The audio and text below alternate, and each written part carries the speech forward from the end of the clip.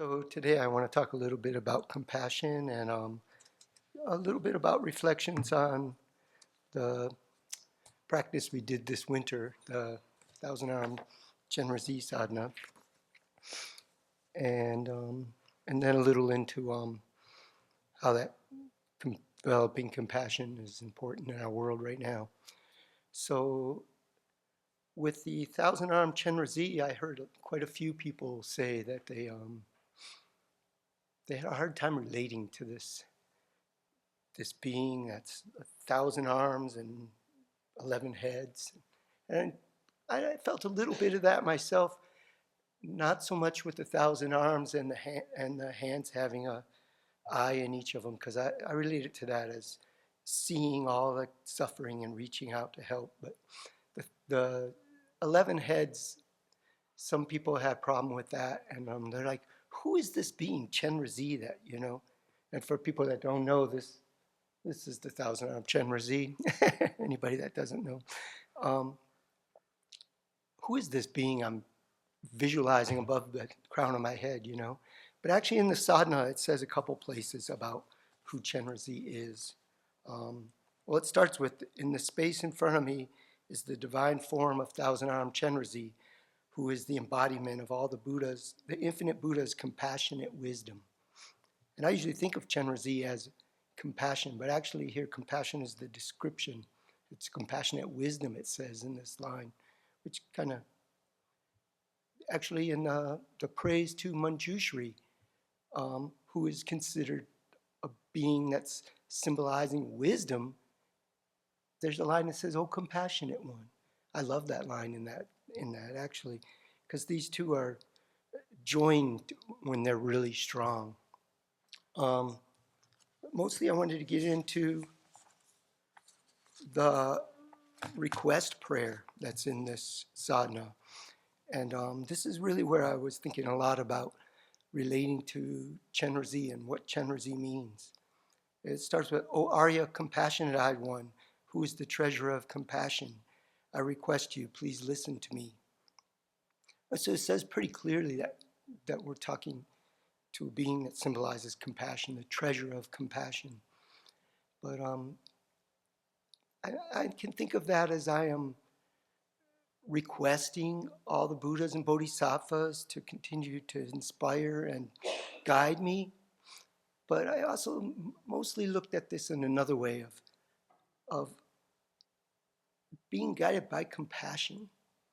And compassion's not out there, it's not in an object, it's a mental state, it's a mind, it's a consciousness, and it abides in the mind streams of beings.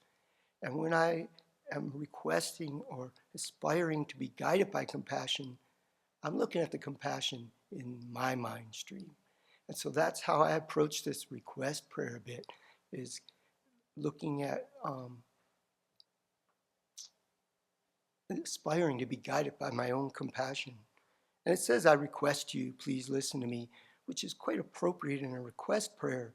But I remember when Venerable Chodron taught she taught about the prostrations to the 35 Buddhas.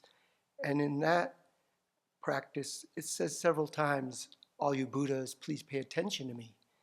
And Venerable Chodron said, well, the Buddhas are always doing everything they can for us. They don't really need to be requested to pay attention to us, but we need to remember to pay attention. And so here I'm thinking of this as, please listen to me. I'm turning that around and thinking a lot about remembering to listen to my compassion in everything I do, especially when I come up against situations where I'm about to act contrary to that, out of habituation. It says, "Please guide myself, mothers and fathers, in all 6 realms to be freed quickly from the great ocean of samsara." And so in our practice, we want to be guided by compassion, and specifically by bodhicitta, really. In the first chapter of A Guide to the Bodhisattva's Way of Life, the first chapter is the benefits of the awakening mind. And Shantideva says, All the Buddhas who have contemplated for many eons have seen it to be of benefit, for by it the limitless mass of beings will quickly attain the supreme state of bliss.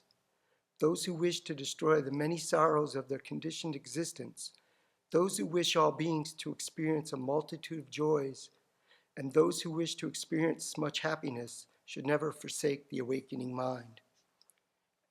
And here he's talking specifically about bodhicitta, that great compassion that's become so strong that it's the great resolve to remove the suffering of all beings, and gives rise to this aspiration to become a fully awakened Buddha in order to have the ability to carry out that aspiration and to be a benefit to sentient beings.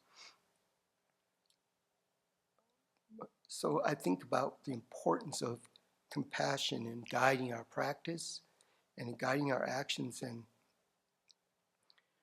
we have, as monastics, we have a lot of precepts, and many of the lay people have 5 or even 8 precepts.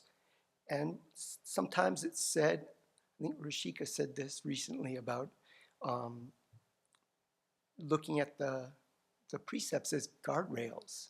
When I'm starting to get off course, I come up against a guardrail that protects me. But I see that if we can be guided by compassion and wisdom in our practice, then we're not bumping off the guardrails so much. You don't want to drive down the road banging off the guardrails. And so I have a precept not to kill, but if I have compassion that's strong for all beings, I'm not so likely to be making that decision. No, I don't want to do that because I have a precept. I'm like, I don't want to do that because I don't want to harm a sentient being. I don't want to kill a mosquito. I take it outside instead. And it's like that with most of our ethical conduct. It's, if we have compassion, we're guided by that. And I'm not saying that I don't need those guardrails, because as a sentient being, I'm not an Arya being. And I have the seeds of all these afflictions, and all this stuff still comes up, and I have to come back to center again, back to what's guiding me. And a lot of our obstacles to compassion are most of them are other mental states. The anger, attachment, fear, jealousy, greed, and fear is a big one in this. And compassion takes a lot of courage. We may be afraid to do something in a situation just because we're afraid of how the other person will respond. Maybe they'll respond in a way that's uncomfortable for me. I should still make my action guided by compassion. And if the other person speaks back harshly to me, accept it, As I have problems with these other mental states coming up, so do other people, and to have a kind, compassionate acceptance of them. And it's easy to, right now, with a lot of things going on in our world, for people to be very upset, be afraid of what's coming down, what's going to happen today and tomorrow and next year. Many people are really having a hard time with what's going on in our world right now. And it can be easy to think that, oh, we got to get up and do something. People sitting around developing compassion, and it's too small a scope. But actually, this is what our world needs right now. When we look at a lot of our leaders in the world right now, most of them are very successful in what they've been taught was of value, what they taught, what the world says is of value. Wealth, power, fame, influence, And when those are things that are highly valued, then the kind of leaders that we're going to get are going to be people that have succeeded in those kind of things. And we need compassion in our world. If we have a society where compassion is very strongly represented and strongly valued, we will have a better situation in our daily lives. Our political situation would be better if compassion is greatly valued in our society. And I mean, I know we live in samsara, and sentient beings are overwhelmed by afflictions, so it's never going to be perfect. We're not going to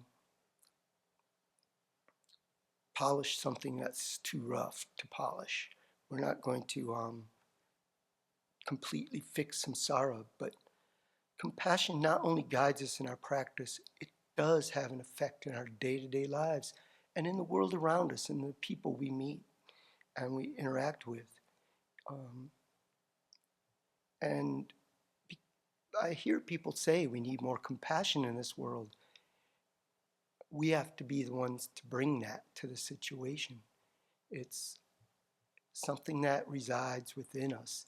We all have this seed of compassion, and for it to be more predominant in our society, we have to be bringing it into our day-to-day interactions.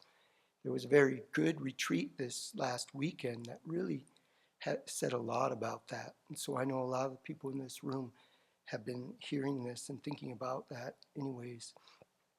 But I also, and with the BBCs, I often want to make the audience, the people right here in the room, but I also, right now, want to speak to a lot of people that may be watching this video, that when your interactions with people on a day-to-day basis, the kindness that you bring to that, the compassion, that has a great effect on the people around you and the overall situation in our world. So this is, whether you live in a golden age or dark times, compassion is always needed. And so I just hope that we can all look to compassion as our guide through whatever we have to deal with, and come back to it when we're having interactions that are where we're upset or something, or someone's upset. I've had situations where someone's upset with me, and well, it was someone I was interacting with on a day-to-day basis, and it took me a while to stop interacting back in the same way and to say, oh, I need a pause. And within that pause to say, this person is suffering. This is my chance to bring compassion to the situation. And when I was able to do that, oh, the situation went well. And it won't always go well. Not everybody's going to be receptive to that. And I'm not suggesting people go out and try to talk about compassion to everybody they meet. There are people that will be beneficial, but often it's just how we act. When someone acts in a way that we don't like, cutting them some slack sometimes. Or if we see things being done that we find horrendous, trying to come to the situation with compassion in order to try and change the situation rather than diving in with anger. And to just continuously keep coming back to this.